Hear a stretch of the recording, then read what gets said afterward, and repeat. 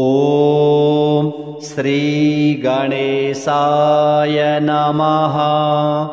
अथ श्री विष्णु सहस्रनाम स्तोत्रम्। यस्य स्मरणमात्रेण जन्म संसार बन्धनात् विमुच्यते। नमस्तस्मै विष्णवे प्रभविष्णवे। नमः समस्तभूतानां आदिभूताय भूभृते अनेकरूपरूपाय विष्णवे प्रभविष्णवे। वैशम्पायन उवाच श्रुत्वा धर्मानशेषेण पावनानि च सर्वशः युधिष्ठिरः शान्तनवम् पुनरेवाभ्यभाषत। युधिष्ठिर उवाच किमेकं दैवतं लोके किं वाप्येकं परायणं। स्तुवन्तः कं कमर्चन्तः प्राप्नुयुर्मानवः शुभं। को धर्मः सर्वधर्माणां भवतः परमो मतः। किं जपन्मुच्यते जन्तुर्जन्म संसार बन्धनात्। भीष्म उवाच जगत्प्रभुं देवदेवम् अनन्तं पुरुषोत्तमं। स्तुवन्नाम सहस्रेण पुरुषः सततोत्थितः।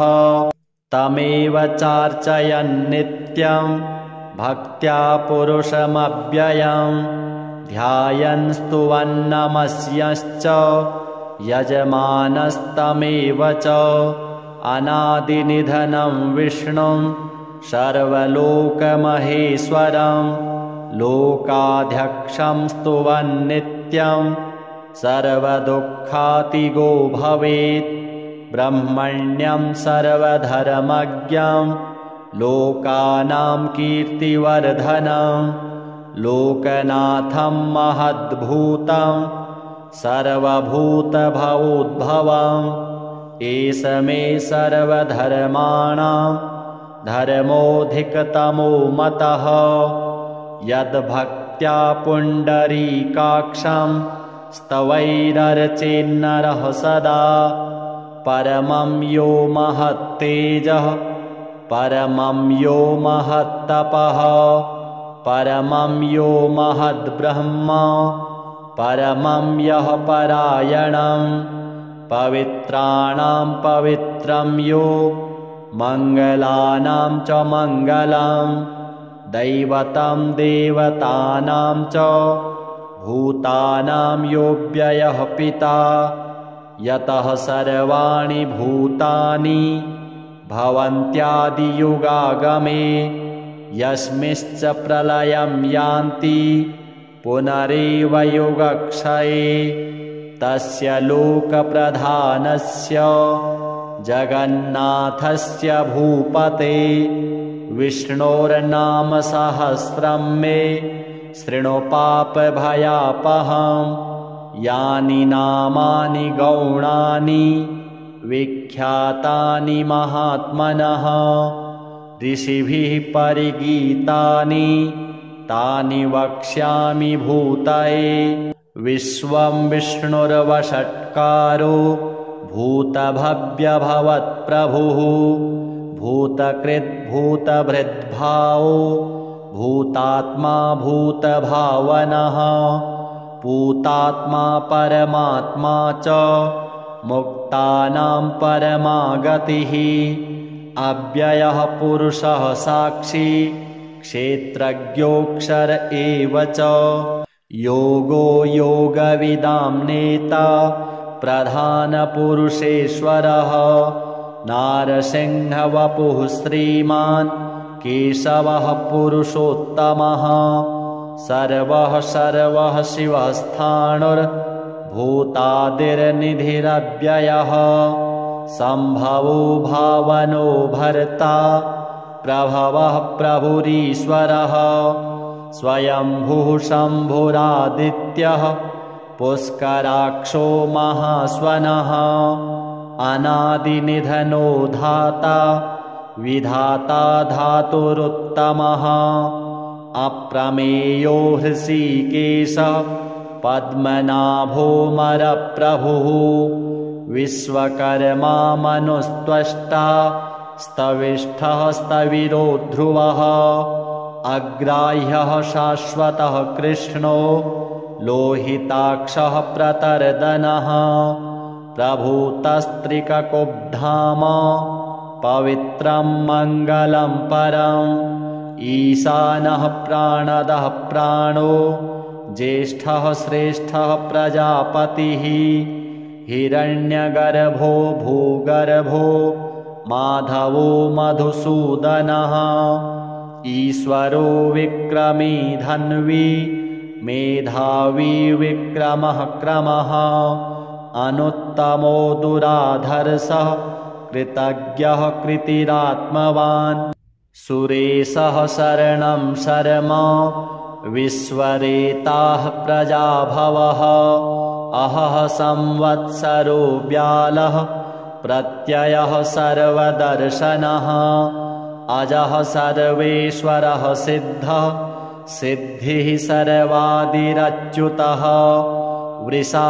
वृषाकपिर्मेयात्मा सर्वयोगविनिःसृतः वसुर्वसुमनः सत्यः समात्मा संमितः समः अमोघः पुण्डरीकाक्षो वृषकर्मा वृषाकृतिः रुद्रो बहुशिरा बभ्रुर्विश्वयोनिः शुचिस्रवाः अमृतः शाश्वतः स्थाणुर्वरारोहो महातपाः सर्वगः सर्वविद्भानुर्विश्वक्सेनो जनार्दनः वेदो वेदविदव्यङ्गो वेदाङ्गो वेदवित्कविः लोकाध्यक्षः सुराध्यक्षो धर्माध्यक्षः कृताकृतः चतुरात्मा चतुर्व्यूहश्चतुर्द्रष्टश्चतुर्भुजः भ्राजिष्णुर्भोजनं भोक्ता सहिष्णुर्जगदादिजः अनघो विजयो जेता विश्वयोनिः पुनर्वसुः उपेन्द्रो वामनः प्रांशुः अमोघः शुचिरूर्जितः अतीन्द्रः संग्रहः सर्गो धृतात्मा नियमो यमः वेद्यो वैद्यः सदा योगी वीरः माधवो मधुः अतीन्द्रियो महामायो महोत्साहो महाबलः महाबुद्धिर्महावीर्यो महाशक्तिर्महाद्युतिः अनिर्देश्य वपुः श्रीमान् मेयात्मा महादृधृक् महेश्वासो महीभर्ता श्रीनिवासः सतां गतिः अनिरुद्धः सुरानन्दो गोविन्दो गोविदाम्पतिः मरीचिर्दमनो हंसः सुपर्णो भुजगोत्तमः हिरण्यनाभः सुतपाः पद्मनाभः प्रजापतिः अमृत्युः सर्वदृक्सिंहः सन्धाता सन्धिमान् स्थिरः अजो दुर्मर्षणः शास्ता विस्तृतात्मा सुरारिः गुरुर्गुरुतमो धाम सत्यः सत्यपराक्रमः निमिषो निमिषसहस्रग्वी वाचस्पतिरुदारधिः अग्रणिर्ग्रामणिः श्रीमान् न्यायो नेता समीरणः सहस्रमूर्धा विश्वात्मा सहस्राक्षः सहस्रपात् आवर्तनो निवृत्तात्मा संवृतः संप्रमर्दनः अहः संवर्तको वह्निः अनिलो धरणीधरः सुप्रसादः प्रसन्नात्मा विश्वधृक् विश्वभुग्विभुः सत्कर्ता सत्कृतः साधुर्जहन्नुर्नारायणो नरः असंख्येयो प्रमेयात्मा विशिष्टः शिष्टकृच्छुचिः सिद्धार्थः सिद्धसंकल्पः सिद्धिदः सिद्धिसाधनः वृषा हि वृषभो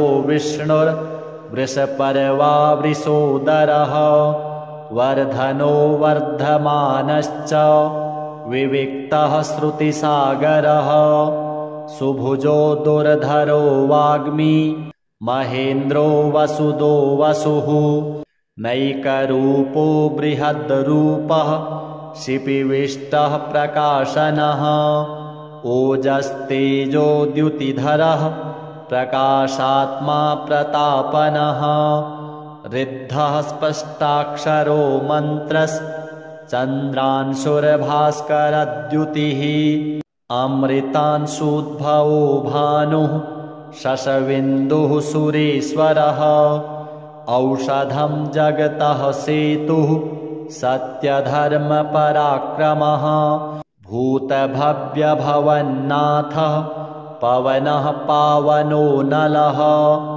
कामः कामकृत्कान्तः कामः कामप्रदः प्रभुः युगादिकृत् युगावर्तो नैकमायो महाशनः अदृश्यो व्यक्तरूपश्च सहस्रजित् अनन्तजित् इष्टो विशिष्टः शिष्टेष्टः शिखण्डी नहुषो वृषः क्रोधः क्रोधकृत्कर्ता विश्वबाहुर्महीधरः अच्युतः प्रथितः प्राणः प्राणदो वासवानुजः अपां निधिः अधिष्ठानम् अप्रमत्तः प्रतिष्ठितः स्कन्दः स्कन्दधरो धुर्यो वरदो वायुवाहनः वासुदेवो बृहद्भानुः आदिदेवः पुरन्दरः अशोकस्तारणस्तारः शूरः शौरिर्जनेश्वरः अनुकूलः शतावर्तः पद्मी पद्मनिभीक्षणः पद्मनाभोरविन्दाक्षः पद्मगर्भः शरीरभृत् महर्धिरिद्धो वृद्धात्मा महाक्षो गरुडध्वजः अतुलः शरभो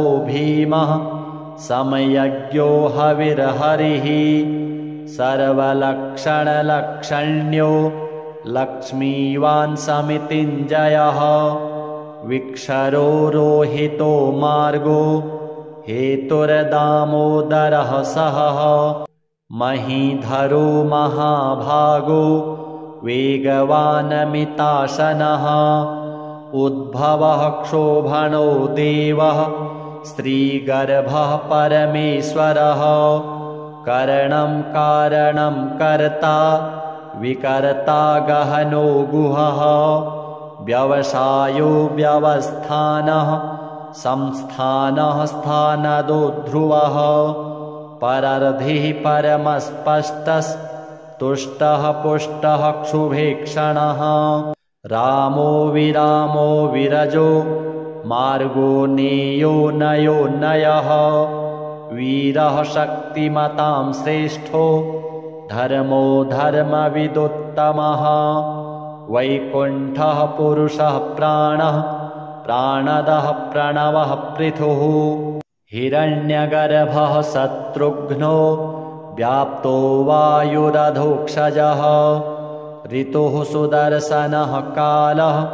परमेष्ठी परिग्रहः उग्रः संवत्सरो दक्षो विश्रामो विश्वदक्षिणः विस्तारः स्थावरस्थाणुः प्रमाणं बीजमव्ययम् अर्थोऽनर्थो महाकोशो महाभोगो महाधनः अनिर्विण्णः स्तविष्ठो भूर्धर्मयूपो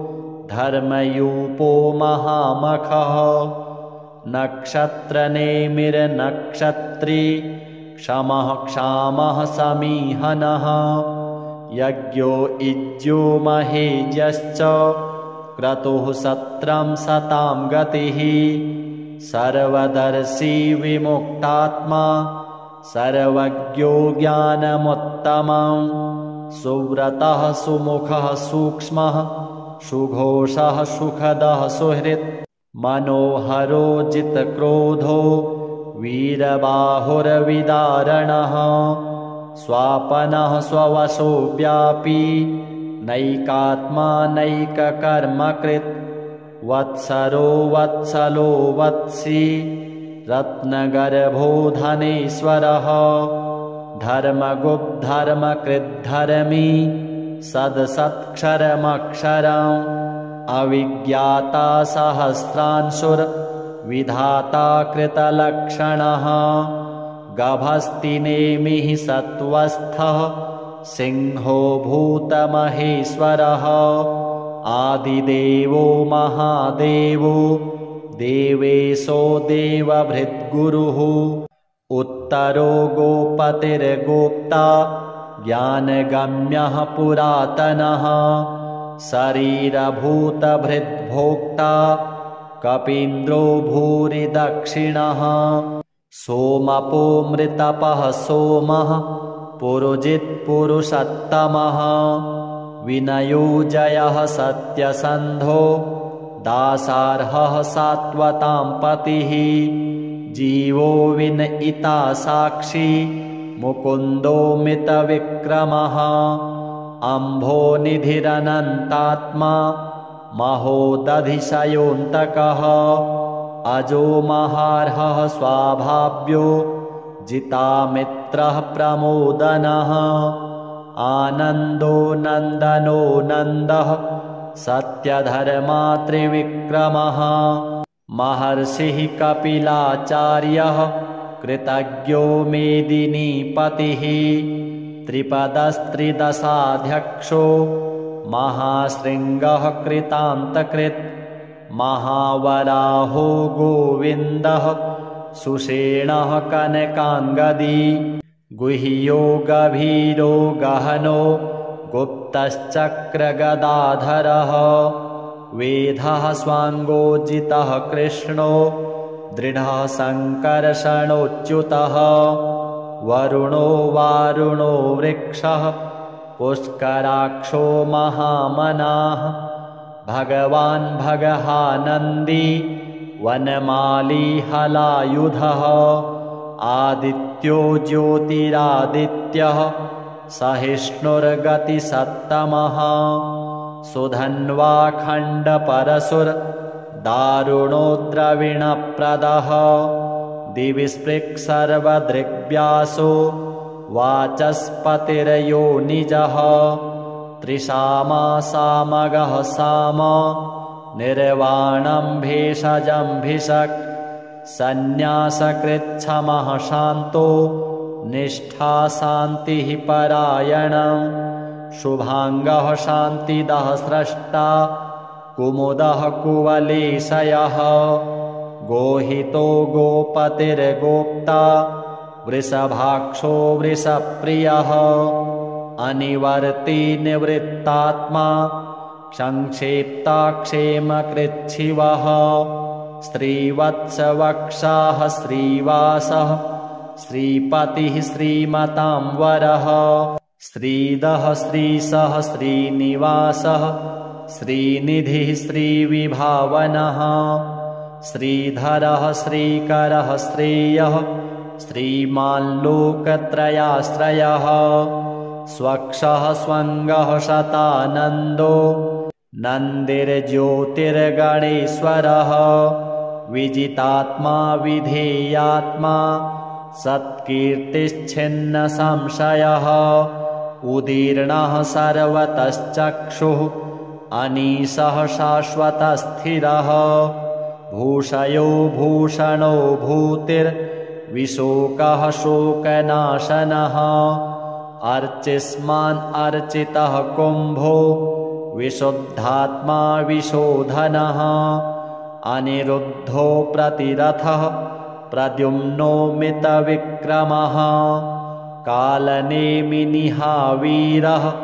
शौरिः शूरजनेश्वरः त्रिलोकात्मा त्रिलोकेशः केशवः केशिहा हरिः कामदेवः कामपालः कामीकान्तः कृतागमः अनिर्देश्य वपुर्विष्णुर्वीरोऽनन्तो धनञ्जयः ब्रह्मण्यो ब्रह्मकृद्ब्रह्मा ब्रह्म ब्रह्मविवर्धनः ब्रह्मविद्ब्रह्मणो ब्रह्मी ब्रह्मज्ञो ब्रह्मणप्रियः महाक्रमो महाकर्मा महातेजा महोरगः महाक्रतुर्महायज्वा महायज्ञो महाहविः स्तव्यः स्तवप्रियः स्तोत्रं स्तुतिः स्तोतारणप्रियः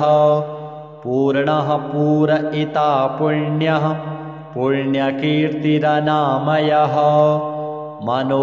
मनोजवस्तीर्थकरो वसुरेता वसुप्रदः वसुप्रदो वासुदेवो वसुरवसुमनाहविः सद्गतिः सत्कृतिः सत्ता सद्भूतिः सत्परायणः शूरसेनो यदुश्रेष्ठः सन्निवासः सुयामुनः भूतावासो वासुदेवः सर्वासुनिलयो नलः दर्पः दर्पदो दृप्तो दुर्धरोत्थापराजितः विश्वमूर्तिर्महामूर्तिर्दीप्तमूर्तिरमूर्तिमान् अनेकमूर्तिः अव्यक्तः शतमूर्तिः शताननः एकोनैकः सवः कः किं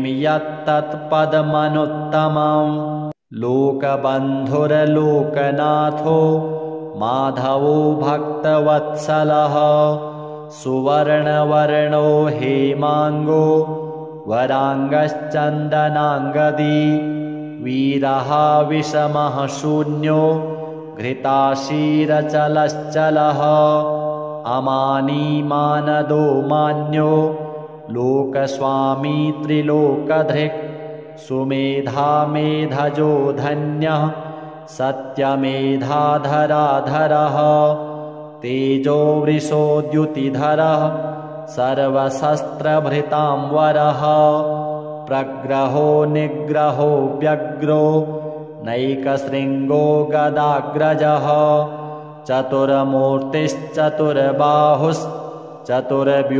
चतुर्बाहुश्चतुर्गतिः चतुरात्मा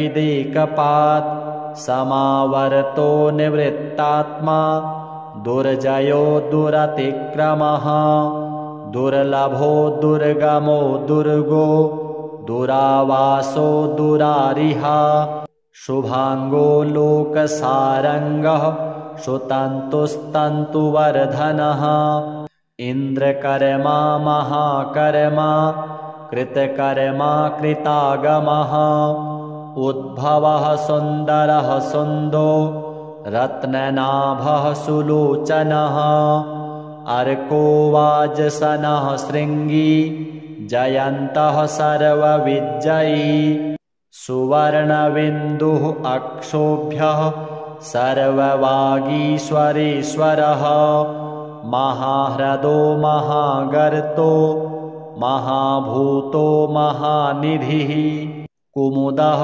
कुन्दरः कुन्दः पर्जन्यः पावनो नीलः अमृतासोऽमृतवपुः सर्वज्ञः सर्वतोमुखः सुलभः सुव्रतः सिद्धः शत्रुजिच्छत्रुतापनः न्यग्रोधः उदुम्बरो श्वत्थश्चाणूरान्ध्रनिषूदनः सहस्रार्चिः सप्तजिह्वः सप्तैधः सप्तवाहनः अमूर्तिरनघो चिन्त्यो भयकृद्भयनाशनः अणुर्बृहत्कृशः स्थूलो गुणभृन्निर्गुणो महान् अधृतः स्वधृतः स्वास्यः प्राग्वंशो वंशवर्धनः भारभृत्कथितो योगी योगी सः सर्वकामदः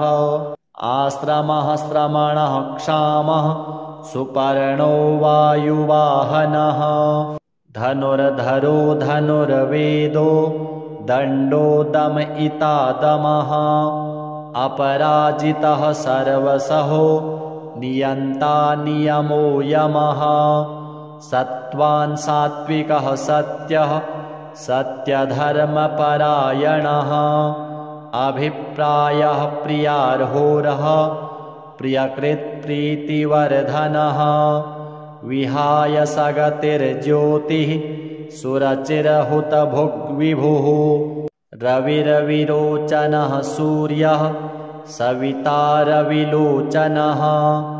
अनन्तो हुतभुग्भोक्ता सुखदो नैकजोग्रजः अनिर्विण्णः सदा मर्षि लोकाधिष्ठानमद्भुतः सनातनतमः कपिलः कपिरप्ययः स्वस्तिदः स्वस्तिकृत् स्वस्ति स्वस्ति भुक् स्वस्ति दक्षिणः अरौद्रः कुण्डलीचक्री विक्रम्योर्जितशासनः शब्दातिगः शब्दसः शिशिरः शर्वरीकरः अक्रूरः पेशलो दक्षो दक्षिणः क्षमिणाम्बरः विद्वत्तमो वीतभयः पुण्यश्रवणकीर्तनः उत्तारणो दुष्कृतिः पुण्यो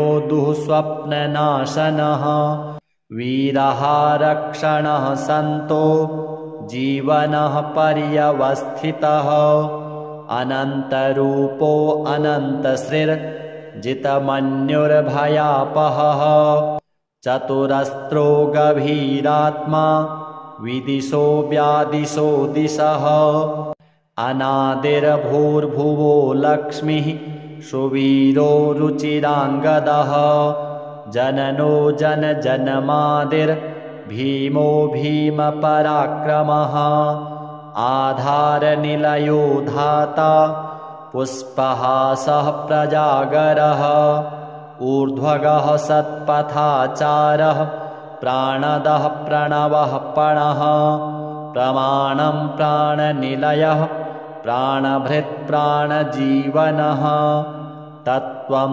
तत्त्वविदेकात्मा जन्ममृत्युजरातिगः भूर्भुवः स्वस्तरुस्तारः सविता प्रपितामहः यज्ञो यज्ञपतिर्यज्वा यज्ञाङ्गो यज्ञवाहनः यज्ञभृत् यज्ञकृत् यज्ञी यज्ञभुक् यज्ञसाधनः यज्ञान्तकृत् यज्ञगुह्य मन्नमन्नाद एव च आत्मयोनिः स्वयं जातो वैखानः सामगायनः देवकीनन्दनः स्रष्टा क्षितीशः पापनाशनः शङ्खभृन्नन्दकी चक्री सारङ्गधन्वा गदाधरः रथाङ्गपाणिरक्षोभ्यः